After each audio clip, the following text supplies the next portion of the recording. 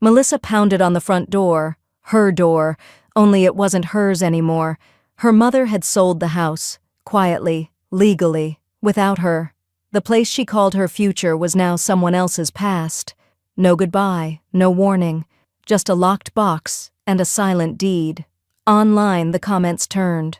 Her followers demanded answers. And 3 towns away, Helen Callahan, her mother, sipped tea, blocked the call, and finally exhaled.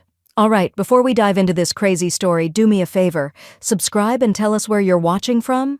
The applause came half a second too late, like everyone was pretending they'd been paying attention all along.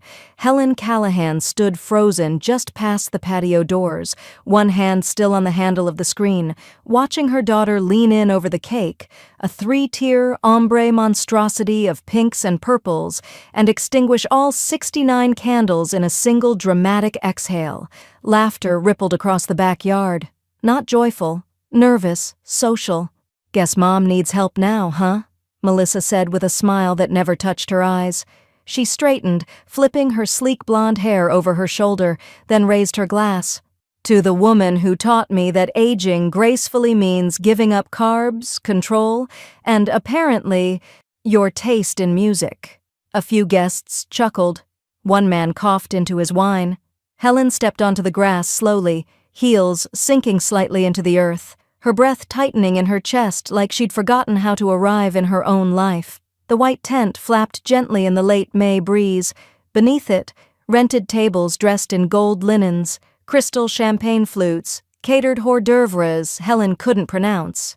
Nothing familiar, not one yellow rose, her favorite, no Billie Holiday drifting through the Bluetooth speakers, just some top 40 playlist Melissa had probably curated herself.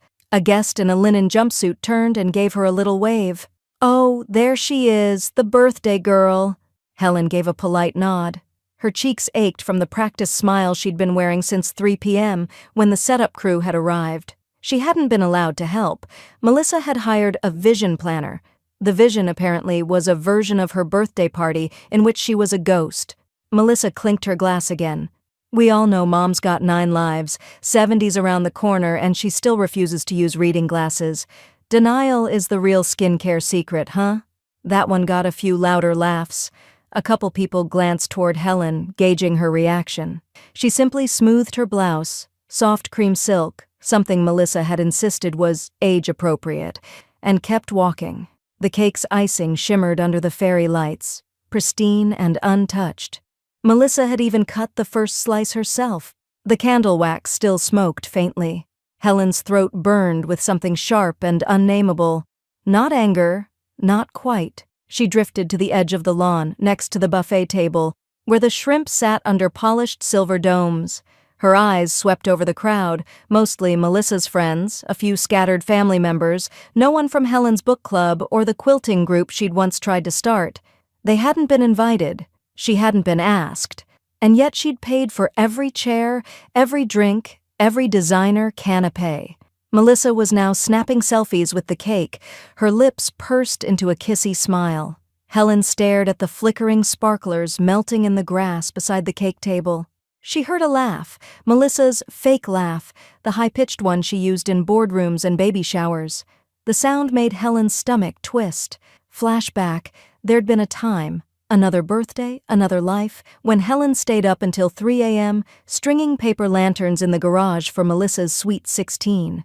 She'd made cupcakes from scratch, folded napkins into roses, and rented a karaoke machine from a guy named Randy who operated out of a bowling alley. Melissa had smiled then. A real smile. A child's smile. Helen blinked it away. That girl didn't exist anymore. She moved toward a small cluster of guests near the mimosa bar, intending to say hello to thank them for coming. She opened her mouth. "Mom!" Melissa hissed, intercepting her. Her lips barely moved as she leaned in. "Don't hover. You should be grateful you're even invited." Helen's breath caught. The words landed with the soft impact of a thrown pillow, but inside, something cracked. She stared at her daughter. Up close, Melissa's contour makeup gave her the bone structure of someone else entirely. Her eyes were wide, unblinking, full of something like resentment or victory. "I see." Helen said quietly. Melissa turned away before she could answer. Helen stood there a moment longer. Then, without a word, she pivoted on the spot, walked past the tent, past the bartender adjusting bottles on a mirrored tray, past the rented rose arch. The car keys felt foreign in her hand, like they belonged to a different woman. Once inside her Camry, she sat in the driver's seat for several. She moved toward a small cluster of guests near the mimosa bar, intending to say hello, to thank them for coming. She opened her mouth. "Mom," Melissa hissed, intercepting her. Her lips barely moved as she leaned in. "Don't hover.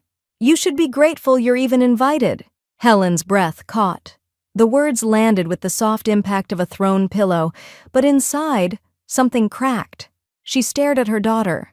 Up close, Melissa's contour makeup gave her the bone structure of someone else entirely.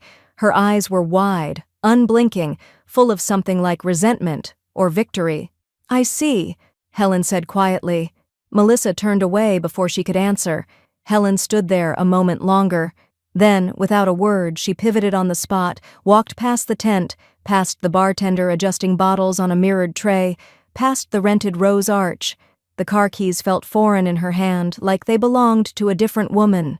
Once inside her Camry, she sat in the driver's seat for several seconds, the throb of the music from the party still faint through the rolled-up windows. She didn't cry, didn't speak. She reached into her purse. Tucked inside her wallet, beneath her lipstick and the valet stub, was a long white envelope, thick, weighted. She pulled it out. Her fingers hovered over the seal. The deed, still signed in her name, still notarized, still hers. Helen closed her purse with a soft, deliberate click. She started the engine and drove away. The living room was silent except for the slow tick of the wall clock above the fireplace.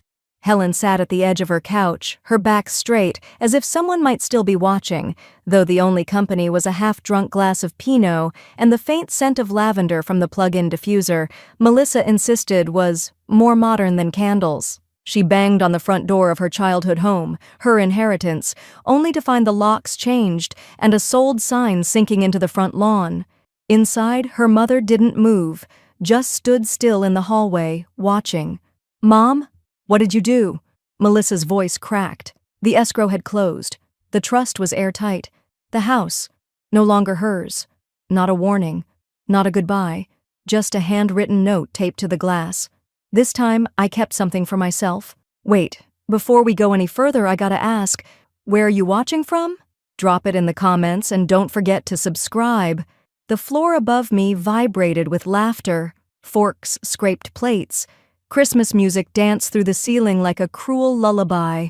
I lay curled on a flattened air mattress, the fleece blanket barely covering my knees.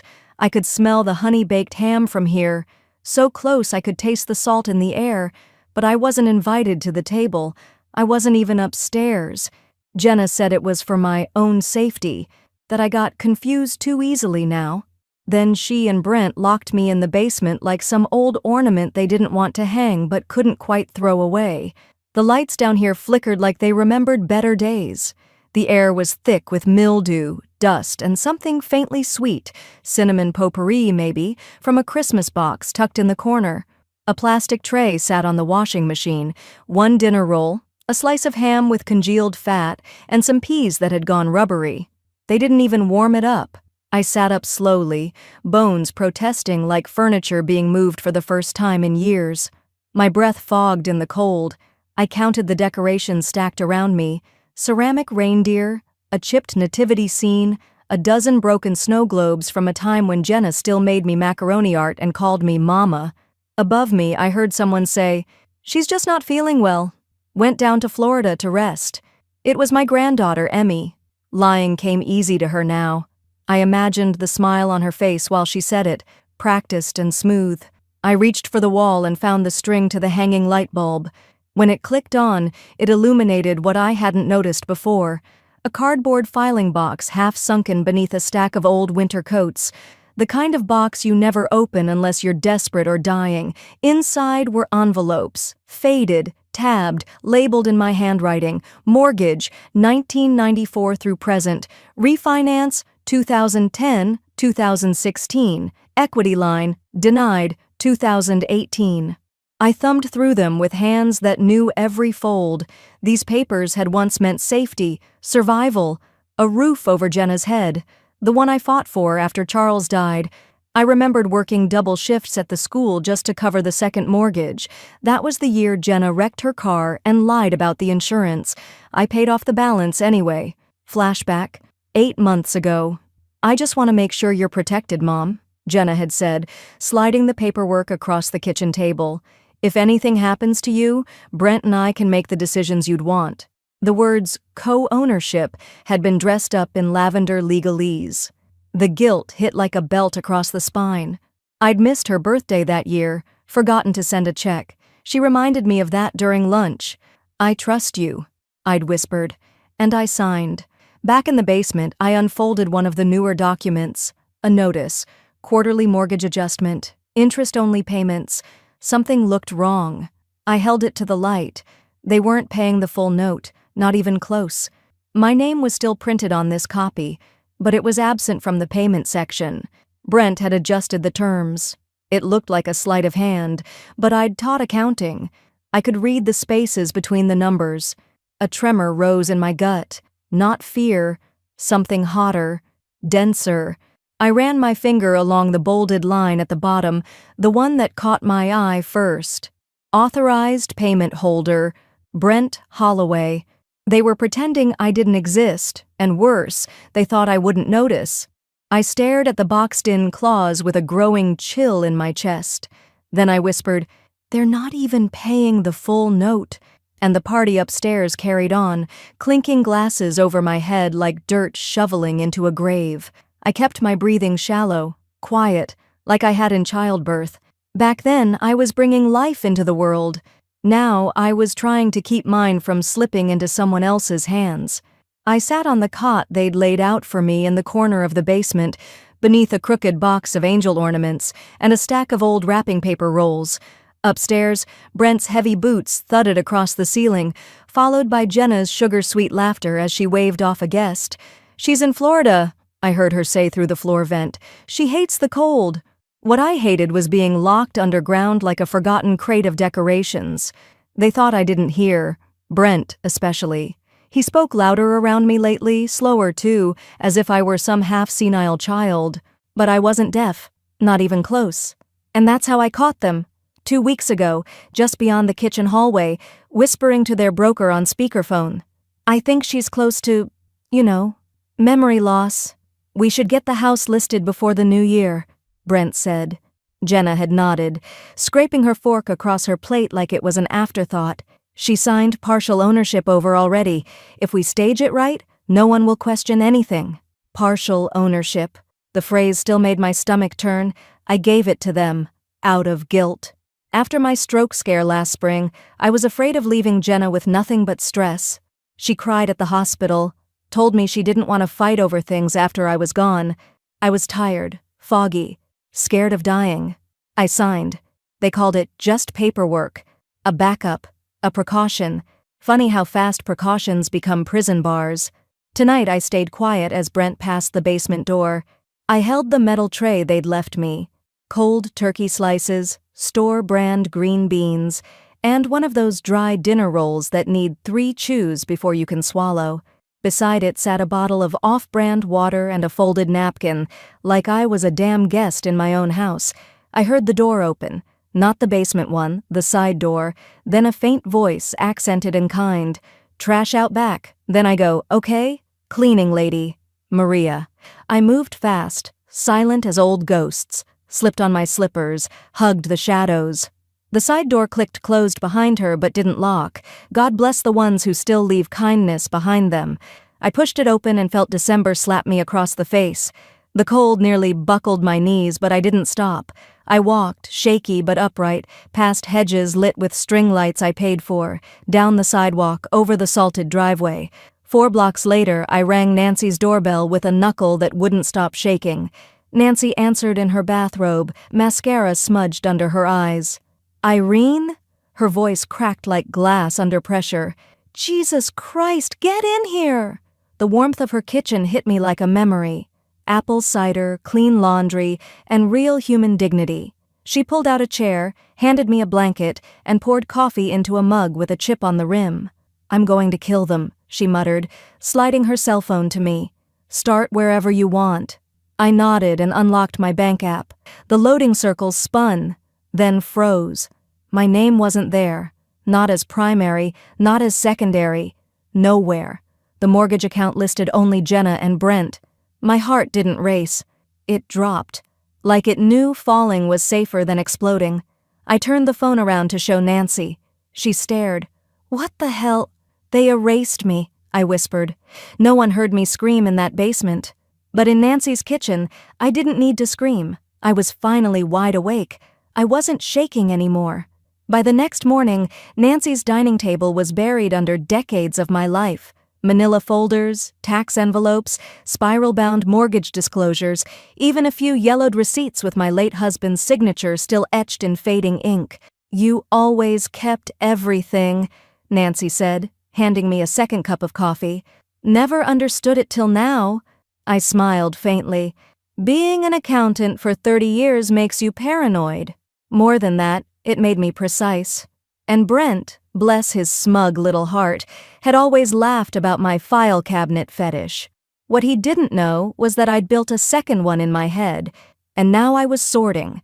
I arranged every folder by year, cross-referenced tax returns with 1099s, refinance notices, and utilities.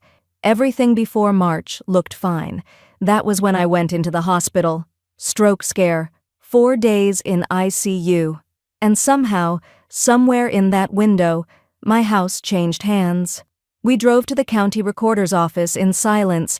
Snow crunched under Nancy's tires as the car heater chugged out a lukewarm wheeze. Inside, the fluorescent lights buzzed like angry insects above the linoleum floor.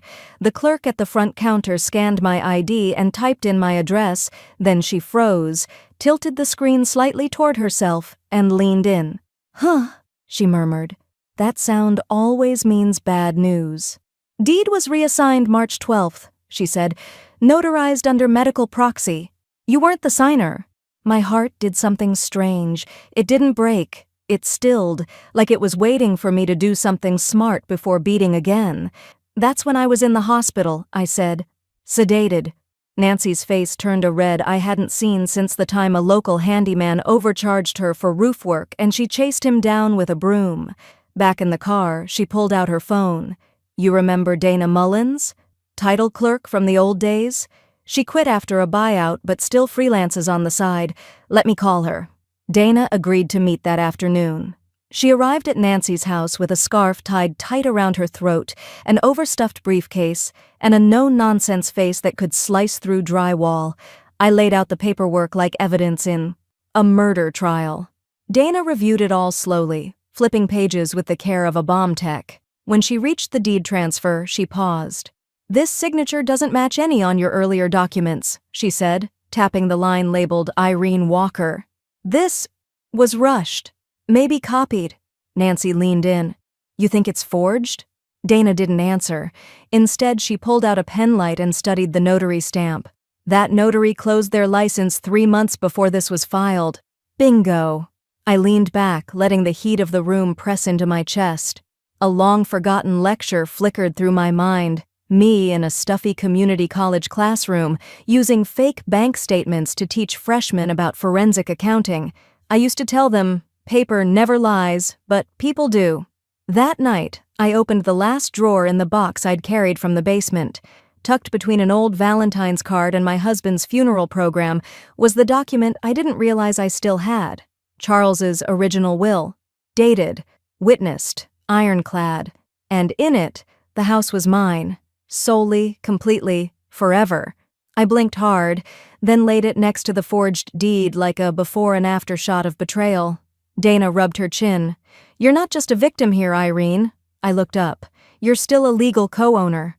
I wore the same navy wool coat Charles bought me for our 30th anniversary. I liked the weight of it. It reminded me that armor doesn't always clang when you walk. The bank's lobby smelled like fresh carpet glue and insincere holiday candles. A cheerful wreath drooped on the glass door as I stepped in. The receptionist barely looked up when I said I had a 10:15 appointment with a mortgage representative. She tapped her keyboard and gestured toward a padded chair. When I said my name, the typing stopped. The banker, Mr. Elliot, 40-ish, bald, smug, greeted me like I was a walk-in with a savings account question. He offered coffee, smiled too long. Then I handed him my ID, social security card, and the original joint property deed Dana had verified. When he glanced down at my paperwork, the smile wilted. "I'm here regarding a mortgage fraud concern," I said evenly. "The property's been refinanced using my equity, without my consent." He blinked. "That's quite an accusation." "I'm not accusing, I'm reporting." I opened my planner, flipped to a page I'd marked with a paperclip, and pulled out printed screenshots of the online account showing my name had been removed. "Would you like my passwords too? Or the authorization history from my device?" I kept those just in case someone got creative. He no longer smiled. He stood. The next 30 minutes happened in a glass-walled office where other employees began sneaking glances through the partitions. Mr. Elliot called a compliance officer. A second screen was pulled up, transactions reviewed, documents scanned. The farther they went, the deeper their silence got. "This account," he finally said, tapping the screen, "shows a refinance approved with e-signatures, but no physical backup. One name signed, not yours." I leaned in. "You think my thumb twitched itself onto that iPad while I was sedated in the ICU?" He didn't answer. Instead, he asked if I'd like to file an official fraud request. I already had the form filled out. All I needed was his pen. When I walked out, the bank had frozen the mortgage account pending investigation. No payments could be made, no liens adjusted, no ownership transferred. The ride, as Brent liked to call it, had just stopped cold. That evening, I sat at Nancy's kitchen counter with a bowl of canned soup and a folder marked Trust Draft. Inside was a list of accounts I'd opened under a legal trust name I'd created years ago, back when I still taught night classes and feared the IRS more than my own daughter. I'd named the trust after my grandmother, Edna Bell. She taught me that nothing says strength like a woman who can control her own money. Using a burner laptop Sadie loaned me, she was Nancy's niece and a lawyer with a taste for justice, I began moving small funds into Edna's account. It wasn't a fortune, but it was safe, and it was mine. Later, while organizing my papers, I found a photo tucked inside my old budgeting workbook. Jenna, at 12, sitting at the kitchen table, brows furrowed, pencil in hand. I'd made her do the checkbook by hand for a month before she got a debit card. "I'm teaching you to read numbers like a second language," I'd told her. She never forgot how. She just forgot who taught her. My phone buzzed. It was Sadie. "I'm in," she said. "You've got a case, but there's only one chance to cancel this mortgage from the inside out." I stayed quiet. "I mean it," she continued. "We have one shot to nullify the mortgage. Are you ready to detonate it?" I looked at the photo again, then up at the window where the snow had begun to fall in sheets. "Yes," I said. "Light the fuse." The bank's legal liaison handed me the final form with latex gloves, and a neutral smile, like we were signing over the rights to a donated kidney. The room was quiet, except for the ticking of a frosted wall clock and the buzz of a heater trying its best against Ohio winter. "Just your signature here, Ms. Walker," she said, flipping the page. I signed with the same pen I used on Jenna's birth certificate. Same name, different battlefield. It was called a revocation of consent, buried deep in the homeowner rights clause. Because the refinance had been filed under my equity I never consented to, the bank had to formally cancel the mortgage agreement while they investigated further fraud. The wheels of bureaucracy turned slow, but they turned harder when you dropped legal ice in the gears. I handed the envelope back. "Send it express, and email them too. I want them to feel it before dinner." She nodded. "We'll notify both parties this afternoon." Both parties. How generous. By evening, Brent and Jenna's panic was practically humming through the neighborhood group chat. I hadn't even posted a word, and yet someone on the cul-de-sac shared that the house was now in legal dispute status. A red flag went up on the mortgage record, another on the county title. Foreclosure watch had been activated like a siren no one could silence. Nancy poured bourbon into her hot cocoa as we watched the ripple effects. You ever throw a snowball so perfect it cracks a windshield? She asked, raising her mug. Better, I said. This one's gonna total the damn car. 2 days later, I went back to the house. I knew their schedule. Brent was at the gym pretending he had biceps, and Jenna was at her lash appointment pretending she had a soul. I used the spare key hidden behind the third brick in the front walkway. They'd never changed it. The air inside smelled like cinnamon brooms and entitlement. I moved fast, straight to the fireplace mantel. There it was, my wedding ring, tucked into the tiny porcelain bowl Charles and I bought on our honeymoon. They'd left it out like a trinket, a relic of someone who no longer mattered. I slid it onto my finger, still fit. A floor creaked behind me. My heart froze. Grandma? I turned slowly. It was Claire, my granddaughter. 17, baby-faced but guarded, standing at the foot of the stairs in socked feet and a hoodie too big for her. I thought you were in Florida, she said, blinking like she wasn't sure I was real. I heard that lie from the basement, I said softly. You're smarter than they think. You knew. She nodded, tearful. They said you were just confused. But then I found your planner in the donation bin. You had everything written down, even the mortgage dates. We stood in silence, fireplace between us. You don't have to follow their footprints, I told her. You can start over. Her lip trembled. I don't want to become them. You won't, I said. Not if you choose better. She ran up and hugged me before I could brace for it. Her arms were cold. Her tears were warm. I left through the back door before Brent's truck pulled in. I didn't need another scene. I'd already stolen the spotlight where it counted. Later that night, Nancy answered her door with a manila envelope in hand. It's from the county, she said, holding it like a bomb. I peeled it open with a paring knife. Petition for full guardianship. Brent and Jenna had filed it last week, claiming I was mentally unfit, prone to delusion, unable to manage personal affairs. The hearing was in 14 days. Nancy read it over my shoulder, her hand trembling in fury. They want to own you, she said. I folded the document calmly. Then we give them something else to hold. The next day, I starts prepping for the guardianship trial. The petition spelled it out in black ink and sharp cruelty. Cognitive decline, questionable memory, emotionally unstable. Jenna didn't even sign it with hesitation. Her signature looped like a ribbon on a birthday gift, like she was proud to wrap me up and ship me off. Nancy slammed her hand on the kitchen counter. This is war, and you don't go to war without armor. Enter Sadie Brooks, a 30-something firebrand of an elder law attorney with steel in her voice and soft curls that didn't budge when she turned her head too fast. She took one look at the petition and said, "They really thought this would hold up. I taught accounting for 27 years, I said. I still balance my checkbook with a pencil and a straight spine. Then let's show the court that spine." Sadie worked pro bono, said it was her holiday act of resistance. We spent hours compiling medical records, a clean cognitive screening from last month, prescription logs, even my tax filings for the year. All neat, complete, and prepared by me. Not a caregiver, not a nurse, me. Meanwhile, Brent and Jenna made their media rounds like two twisted saints. A local morning show aired a segment titled "Family Fights to Save Elderly Mother from Herself." Jenna wore soft beige and spoke in concerned tones about my episodes and disoriented conversations. Brent rubbed his eyes like tears were forming but forgot to actually cry. Nancy nearly broke her remote, hurling it at the screen. "Episodes," she barked. "The only episode I've seen is them treating you like expired milk." I stayed quiet, but I was already recording. Every day I sat by the window and filmed myself, discussing my plans, reading headlines, reciting poems I memorized in 1971, describing what I cooked, who I called, why I still paid my bills. It wasn't performance. It was preservation. They wanted a story about decline.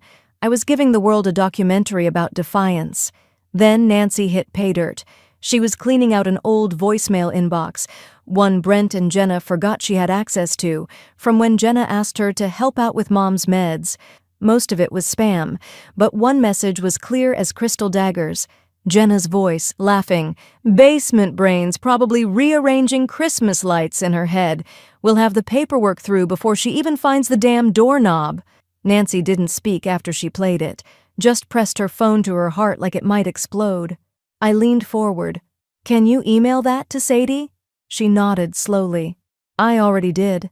That night, I sat at the dining table and stared at a framed photo of Jenna when she was 8, wearing butterfly clips, smiling over a half-burned gingerbread house we made together. I used to believe love would insulate you from this kind of betrayal. Now I knew better. Love softens, but it doesn't shield.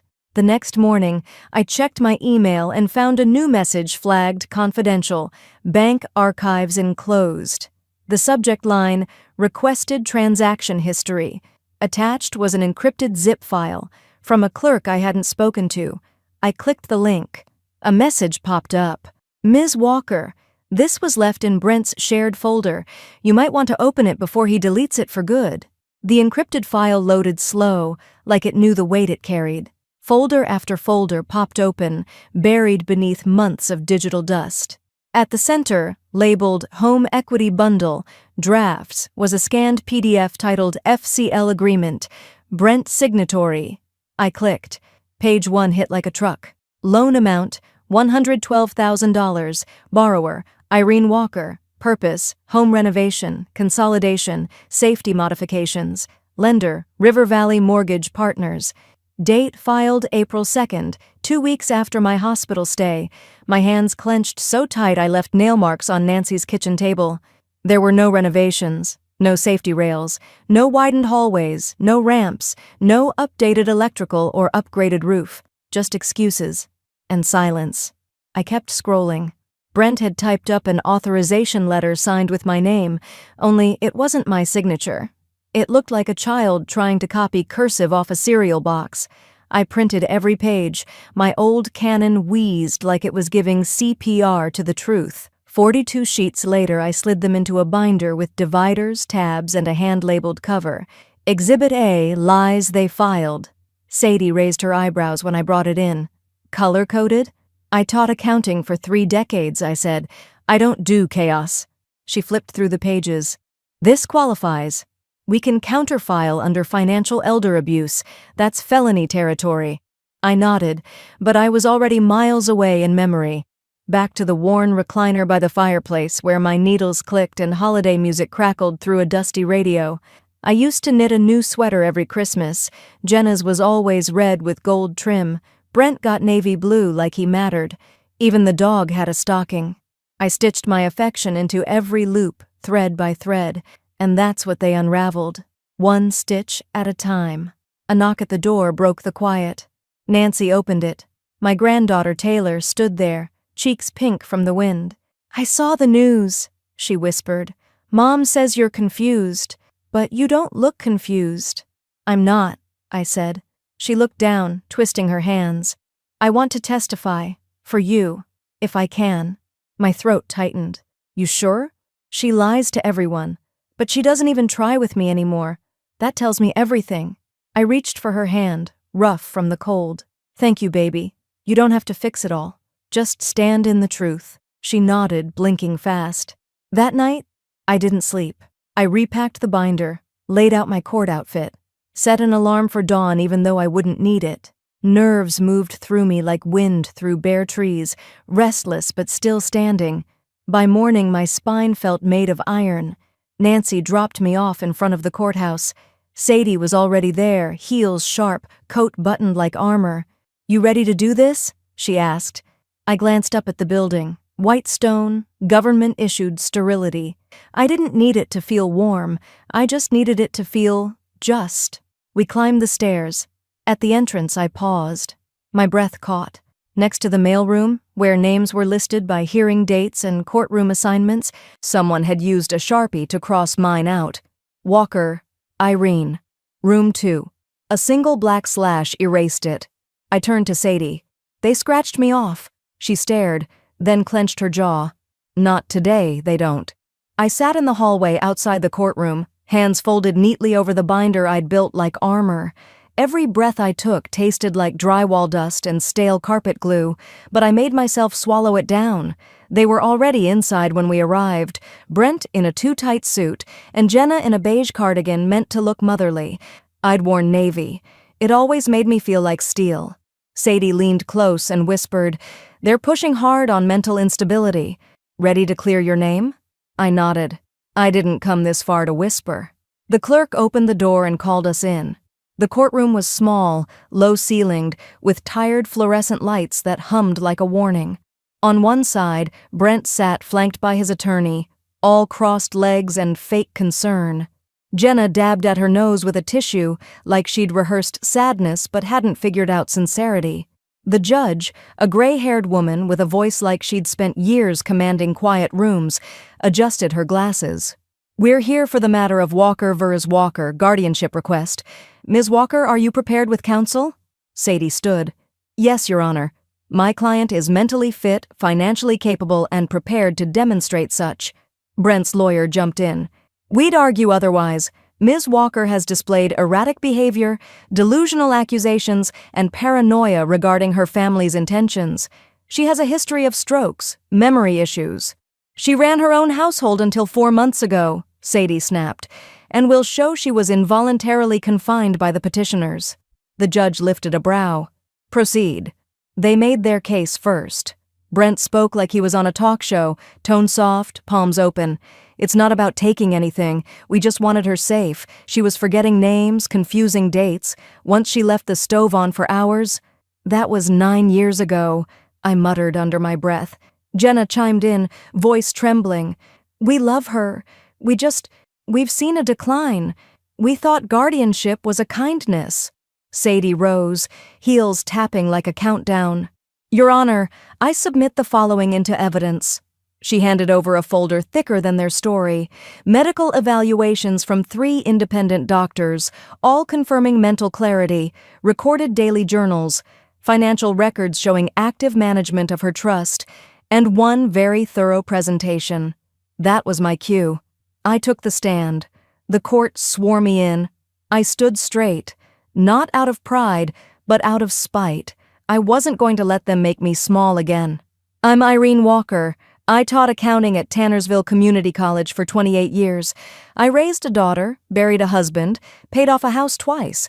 I may forget where I put my reading glasses, but I've never forgotten how to read the fine print." Brent shifted in his seat. I laid out the fraud like I was back in front of a chalkboard. Timeline, documents, unauthorized loans, forged signatures. They didn't just lock me in a basement. They tried to erase me on paper. The room went still. The judge leaned forward. "Ms. Walker, do you have proof of these allegations?" Sadie nodded and handed up the binder. I caught Jenna's face, red now, lips trembling. But it wasn't regret. It was exposure. When I mentioned the $112,000 loan in my name with 0 repairs completed, Jenna slammed her hand on the desk. "She's making this sound worse than it is." The judge raised a hand. "Sit down, Ms. Walker." Jenna stood, furious. "This is a smear campaign." Sadie didn't flinch. "This is accountability." Jenna grabbed her purse and stormed out, muttering to herself as the doors swung shut behind her. A low murmur spread through the courtroom. The judge cleared her throat. "Due to the severity of the accusations and the volume of financial documentation, I am delaying judgment until a full forensic review can be conducted." She eyed Brent. "In the meantime, any financial activity related to Ms. Walker's estate or property is frozen." I nodded once, slowly. The weight of silence settled in again, but this time it didn't feel like a cage. It felt like the sound of a scale tipping back toward justice. 2 days later, the first crack in Brent's perfect empire wasn't loud. It was a withdrawal. A quiet email from his business partner, distancing himself from ongoing legal and ethical concerns tied to the Walker guardianship case. I saw it because Sadie forwarded it to me with a note, "Watch the dominoes fall." And fall they did. By the end of the week, 2 of the real estate agents Brent had been courting for his high-end flip partnership had backed out.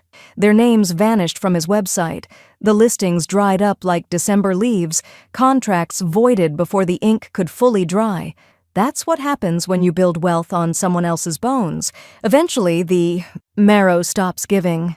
I sat in Nancy's sunroom, legs wrapped in one of her thick crocheted throws, while a man named Ezra flipped through a stack of folders like a priest reading confession.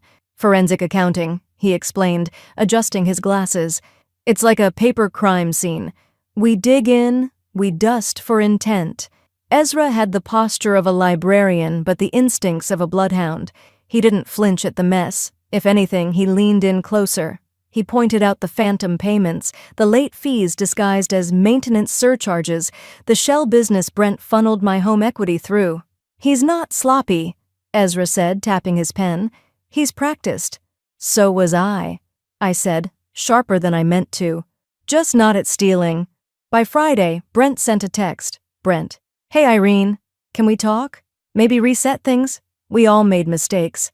I stared at it for a full minute, then typed 4 words and hit send. Me. "Your apology can't be direct deposited." He didn't reply. That night, Sadie launched the website for the trust I'd been building, the Anchor Fund, Justice for the Silenced. Within 24 hours, over 6,000 people had clicked the link. Women started sending emails. Some just said, "Me too." Others told stories more twisted than mine. One woman had been evicted from the house she built by her own niece. Nancy scrolled through the messages with wet eyes. "You're not just fighting for yourself anymore." "I never was," I said. The fund became more than money. It became a symbol. Local news picked it up, then regional. Sadie got invited to a podcast. A slow fire had started, and Brent's ego was right in the path of the smoke. That Sunday, Cammie's text came in at 2:14 a.m., just a single screenshot from her college's registrar. "Enrollment revoked due to non-payment." Below it, her message. "I didn't know. I'm so sorry." I sat up in bed, heart pounding, not with anger, but with that hollow kind of grief that feels like falling. Brent had pulled her tuition without warning, cutting her off like she was just another expense to slash in his crumbling budget, and now she was the one paying the price. The same girl who used to leave peppermint candies on my pillow every December, now forced to pack up her dorm in silence. Betrayal has bloodlines, but so does survival. The house wasn't just bricks and siding. It was where Charles and I laid tile with our own hands, where we marked Cammie's height on the pantry door frame in crooked Sharpie.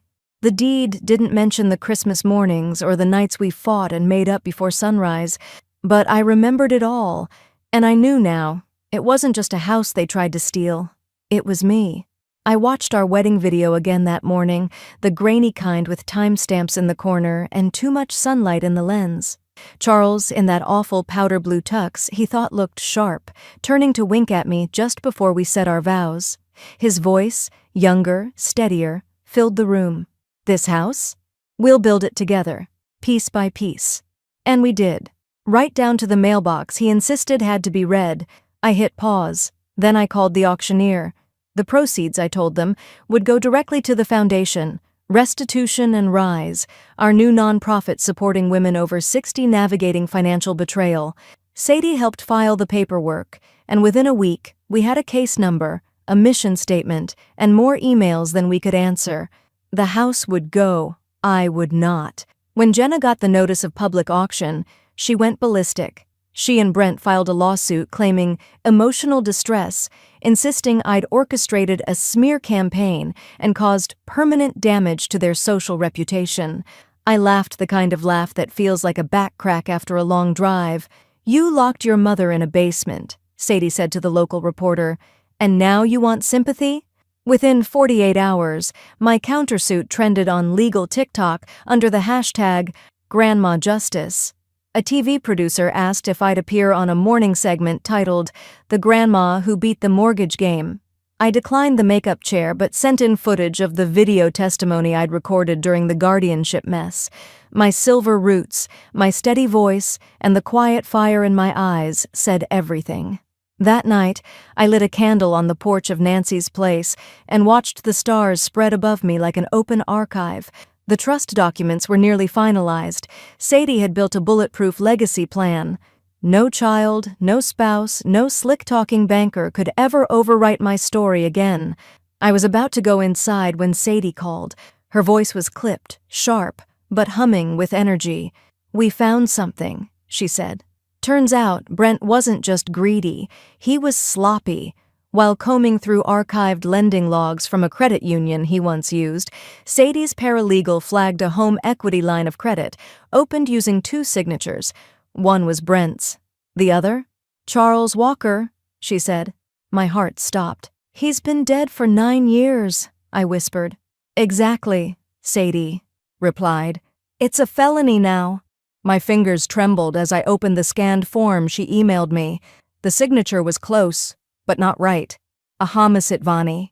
Done with arrogance and a steady pen, thinking no one would check because widows don't question what's already gone. But I wasn't that kind of widow. I stared at the signature until the screen blurred with tears, not from sadness, from fury, and then peace. Charles had always warned me. If anything ever happens, don't let your kindness be your weakness.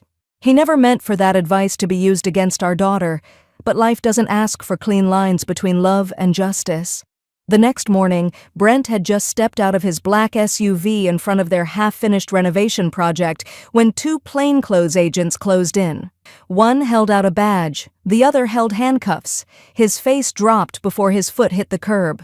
Jenna stood frozen in the passenger seat, mascara streaking as she realized the flash wasn't a photographer. It was a forensic accountant's camera. I watched it all from a bench across the street, sipping lukewarm tea from a styrofoam cup.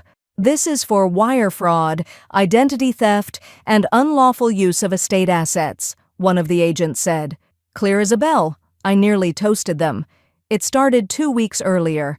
Sadie filed the formal complaint after we uncovered not just the forged equity loan in Charles's name, but 3 separate wire transfers from my accounts, each disguised under labels like roofing deposit and landscaping subsidy. The IRS launched a full audit. The bank followed, and Brent, smug in his khakis and charisma, had left a damning trail. They always do. Jenna naturally shifted faster than a campaign slogan. He did it without my knowledge, she sobbed on local news the next morning, her voice cracking for sympathy. I thought we were just helping Mom. I didn't know it was this. She'd forgotten the voicemail we already turned over, the one where she laughed about my basement brain. The story hit national outlets by Tuesday. Ohio grandmother triggers financial fraud arrest in inheritance battle. They ran my high school staff photo. I wish they'd used the one with Charles back when I wore my silver hair in soft curls and thought loyalty was stronger than law. The house sold within days of the auction listing. $1.3 million. A bidding war, apparently. Location was prime, even if the karma wasn't. I didn't keep a dime. The money went directly into the Restitution and Rise Trust, overseen by a 3-person panel and built to fund legal aid for women over 60 who'd been conned by family. We had our first 5 applicants by Thursday. One had lived in a garage. Another had lost her pension to a son-in-law's crypto scheme. I sent each one a handwritten welcome card. You are not invisible, I wrote in black ink. You are not done. Cammie came to see me the next morning. She was wearing a hoodie from her old college, sleeves pushed past her elbows, eyes heavy from working the night shift at a grocery store just to make rent. I want in, she said simply. In the trust? I asked, confused. In the work, she clarified. What you're building, I want to help. I didn't cry. I didn't hug her. I just pulled out the extra office key and slid it across the table. She tucked it into her sleeve like it belonged there all along. That afternoon, she sorted intake forms with focus I hadn't seen since she was 8 and building tree forts from library books. Her hands shook a little when she typed, but she smiled at every caller. I lit a candle for her that night, lavender and mint, the scent of beginnings. The next morning, there was a letter waiting at the office, no return address, just my name in all caps and a smeared postmark from the county jail. I stared at it for a long time. Brent's handwriting hadn't changed. Loopy R's, aggressive slashes for T's. It looked like it was trying to escape the page. Nancy glanced at me from across the desk. Well? She asked, voice flat but bracing. I didn't answer. I broke the seal. It began with a shaky scrawl and a correction fluid smudge over my last name, like he couldn't even spell it right after all this time. The envelope was thin, just 1 page, maybe 2, folded twice and sealed with prison glue. There was no apology on the outside, just the stink of ego inked in blue ballpoint. "Irene," it began, "I don't know what stories you're telling about me out there, but you always were good at making yourself the victim. Jenna's life is ruined. Mine too. If you'd just let us handle things like family, none of this would have happened.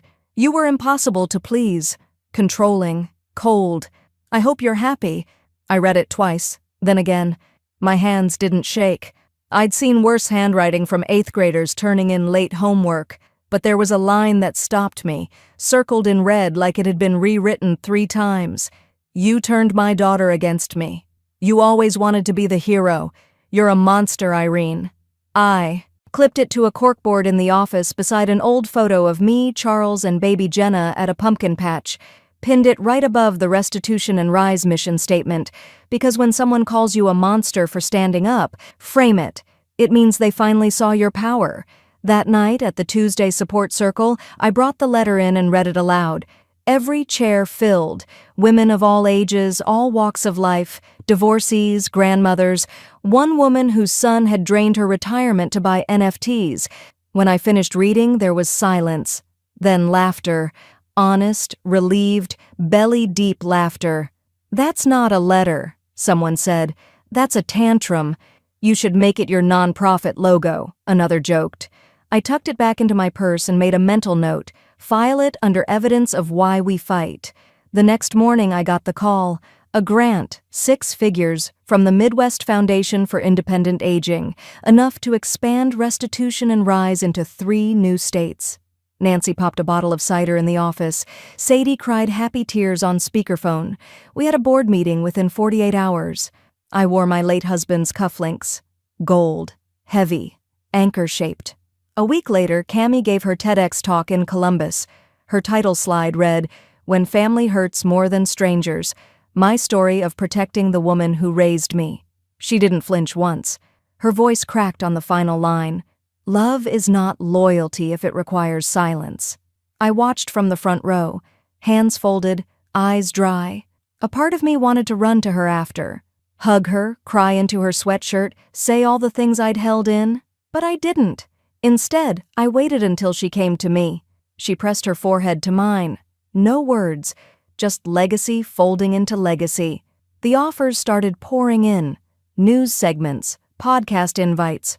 One university wanted me to lead a seminar on estate ethics and empowerment. I chose the Real Estate Ethics Conference in Chicago. Bigger crowd, more suits, people who needed to hear it most.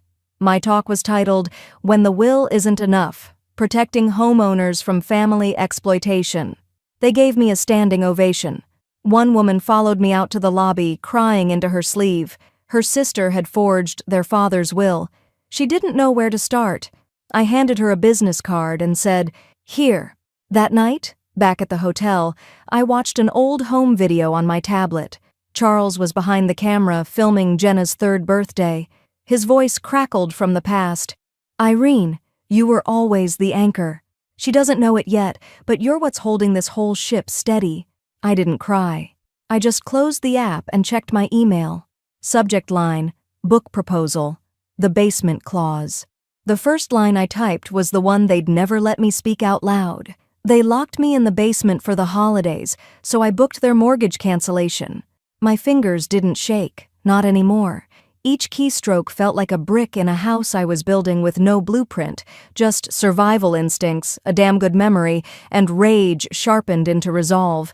I wrote at night, mostly, when the house was still and the clock didn't judge. The tone? Raw, bitter, sometimes funny in a way that made my old diary blush. I didn't write it to be liked. I wrote it to be free. I wrote it so no woman who handed over her keys in good faith would ever feel like a fool again. By Chapter 7, I called it The Basement Clause. By Chapter 14, a podcast producer slid into my DMs. By the time I wrote the final paragraph, Netflix had already made their offer.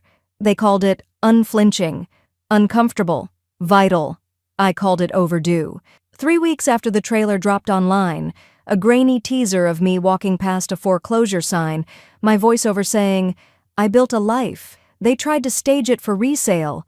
My inbox cracked open like floodgates. Over 2,000 emails, women, men, grandchildren, people who watched it on mute at work, people who cried in parking lots and said, "This happened to my mother." Some wrote in all caps, begging for help. Others just said thank you. I read every one. One woman wrote from Kansas, "I thought I was the only one who didn't get invited to her own will." I forwarded that one to Nancy. She texted back, "There are more of you than there are of them." The foundation exploded. Restitution and Rise went national. We hired 2 more attorneys, a grief counselor, and a graphic designer who turned my quote, "It wasn't revenge, it was record-keeping," into merch that paid for 3 scholarships. I donated 20% of the book deal to adult literacy programs because I knew firsthand how many women signed things they didn't read because they couldn't, and no one told them that love should never come with fine print. Jenna, for her part, went completely dark, deleted every social account. No more lifestyle blog, no more wellness tips for busy moms, just digital dust. Her name was a whisper in algorithm corners tied to lawsuit articles and Reddit. Threads. At first, I looked. Then I stopped. Disappearing doesn't erase what you've done. It only postpones the day someone pulls up the receipts. Sadie was nominated for an Elder Law Award by the National Bar. I didn't tell her. I let her find out at the gala when they called her name. She cried on stage, holding that heavy glass plaque, said, "This isn't mine, it's Irene's. I just carried the briefcase." We hugged backstage. She asked if I ever felt like forgiving Jenna. I said, "Forgiveness isn't the closing chapter. It's a footnote, if you earn it." Later that night, after the lights dimmed and I'd folded up my speech, I came home to one new voicemail. Cammie's voice, urgent, low, like she'd rehearsed it 5 times before pressing send. "Grandma, it's me. I need to talk to you. There's something I need to tell you about Mom, something I didn't know before. It's important." Cammie sat across from me at Nancy's kitchen table, her hands clenched around a chipped mug of peppermint tea she hadn't touched. Her eyes, so much like Jenna's, but softer, bounced between mine and the table's grain. Her voice came out in pieces. "She started years ago," she said, "long before you had your stroke." I didn't speak. I let the silence stretch, heavy with unsaid things. "She kept a notebook," Cammie continued, "documenting every time you forgot a name, repeated a story, misplaced something. She called it early indicators." Her breath hitched. "I thought it was just for your safety." My hands curled around my own cup, heat pressing into my palms.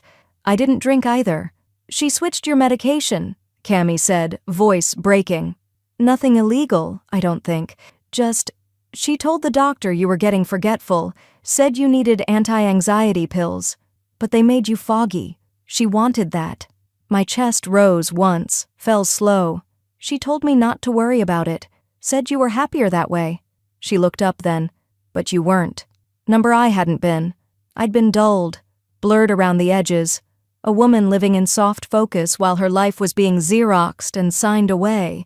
"She was planning the guardianship for almost a year," Cammie whispered. "And she used me too. Every time I texted you something she didn't like, she'd guilt me about family unity. I didn't even see what was happening." I reached across the table, covered her shaking fingers with mine. "You saw now. That's what matters." Tears welled in her eyes, but she blinked them back. I never wanted to be like her, and now I know I don't have to be. That night, I sat with my lawyer and revised my will again. Jenna's name disappeared with one clean stroke of a pen. I didn't hesitate. Not this time. No loopholes. No residuals. Cammie's name was added, partial executor of the foundation, with full rights to carry it forward. Not as a replacement daughter, as herself. I watched her sign beside mine, hand steady. "You trust me with this?" she asked. I smiled. "You earned it." The next morning, I pulled an old storage bin from Nancy's garage. Inside, tucked between sweater patterns and holiday tins, was a manila envelope labeled Final Orders, the guardianship paperwork. I didn't read it again. I didn't need to. We took it outside. The snow had melted just enough to expose the edge of Nancy's fire pit. Cammie lit the first match. I dropped the papers in, watched them curl, blacken, and vanish into ash. I thought I'd feel rage, vindication, but what I felt was lighter. Done, I said simply. We spent the next 2 days packing. Vermont waited, a rented cabin, no cell signal, no press, no Brent, no Jenna, just a wood stove, 2 beds, and air that didn't carry judgment. On the drive there, Cammy brought up a memory. You remember that summer I couldn't balance on my bike? You refused training wheels, I chuckled. Said they were for kids who didn't believe in themselves. I fell so many times, and I told you to get back up. Every time. She smiled. You whispered, "You're stronger than you think." You remember that? Of course I do. We reached the cabin by dusk, frost brushing the windows, pine scent thick in the air. The fireplace creaked like an old friend waking up. We unpacked in comfortable silence, moving like we'd done this before in another life. In the bedroom, I opened a dresser drawer looking for extra socks, and stopped. There it was. A white envelope, yellowed at the corners, addressed in my late husband's handwriting. To Irene. If you're reading this, you already survived what I feared most. My breath caught. My fingers trembled. My hands trembled as I broke the wax seal, brittle with age, and slid Charles's letter from its envelope.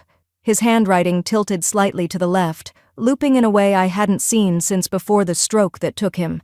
It smelled faintly of pine and dust, like time had preserved it under layers of winter air. If you're reading this, you already survived what I feared most.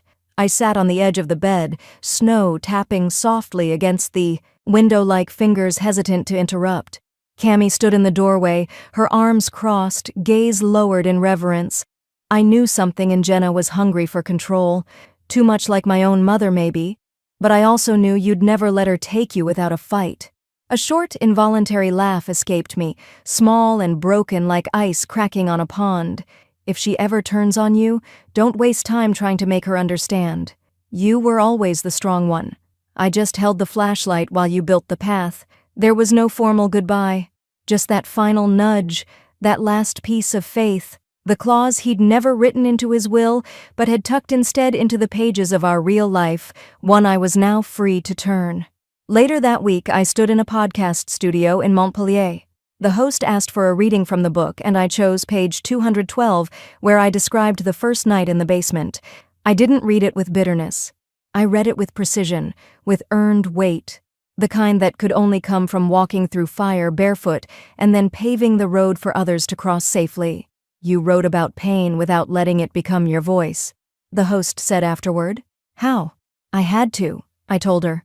Otherwise, they'd own not just the house, but the story. The episode trended for 3 days straight. By Friday, the inbox of my nonprofit had 11,000 new emails.